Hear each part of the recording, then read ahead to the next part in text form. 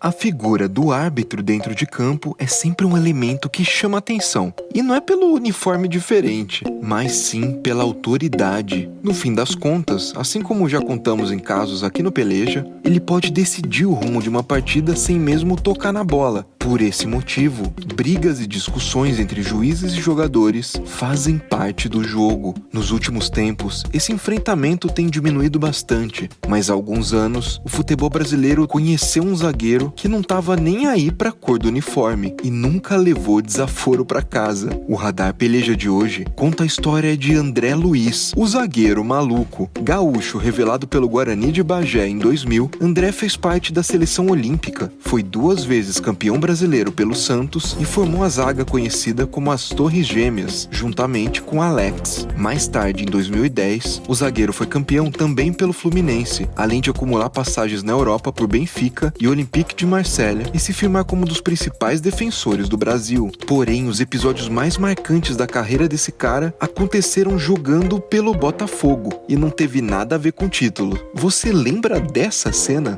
Em um clássico contra o São Paulo, o meia Christian resolveu comemorar seu gol fazendo esse gesto para a torcida adversária. E em 2008, André Luiz fez algo parecido, mas o desfecho foi bem diferente. O jogo era contra o Náutico nos aflitos. Depois de uma entrada dura por trás em Rui, o defensor foi expulso. Inconformado com a decisão do juiz, ele chutou uma garrafa na torcida e também fez aquele gesto. Para conter o jogador, uma policial tentou algemá-lo ainda dentro do campo, mas André resistiu e só depois da chegada do reforço foi preso. Isso mesmo, saiu direto do jogo para a delegacia. Depois de topar fazer doações para o Hospital do Câncer de Recife, ele foi atuado por agressão e liberado. Mas essa fama de aterrorizar a arbitragem veio mesmo alguns meses depois, em uma das cenas mais aleatórias do futebol. No jogo de volta das quartas de final da Copa Sul-Americana, o Botafogo recebeu o Estudiantes de La Plata. Depois de perder por 2-0 o jogo de ida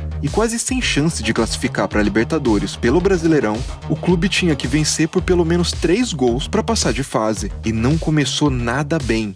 Ainda no primeiro tempo, os argentinos fizeram 2 gols e pareciam ter enterrado de vez o alvinegro, mas na segunda etapa o jogo mudou. Os cariocas foram para cima e a pressão funcionou. Lúcio Flávio diminuiu de pênalti e poucos minutos depois, André Luiz empatou de cabeça para incendiar o jogo. Correndo contra o relógio, os brasileiros começaram a se irritar com o ritmo imposto pelo juiz chileno Carlos Chandia, que segundo eles, estaria enrolando nas marcações. E o que poderia ser uma virada histórica se perdeu em uma confusão. Depois de Carlos Alberto se enroscar com Veron, André correu para apartar a briga. Com a confusão separada, Chandia mostrou o segundo cartão amarelo para o zagueiro, e essa foi a gota d'água para ele. Antes do árbitro puxar o vermelho, André Luiz perdeu a cabeça e fez isso aí. Arrancou o cartão da mão do chileno e deu ele mesmo uma de juiz, mostrando de volta o cartão amarelo. Assim que devolveu o cartão, foi expulso. E ao final do jogo, o Botafogo foi eliminado. É inadmissível que um jogador profissional faça isso, disse o comentarista de arbitragem da Globo, Renato Marcília. Depois do Botafogo, ele ainda passou pelo São Paulo antes de ser campeão no Fluminense. Mas desde a saída conturbada das Laranjeiras,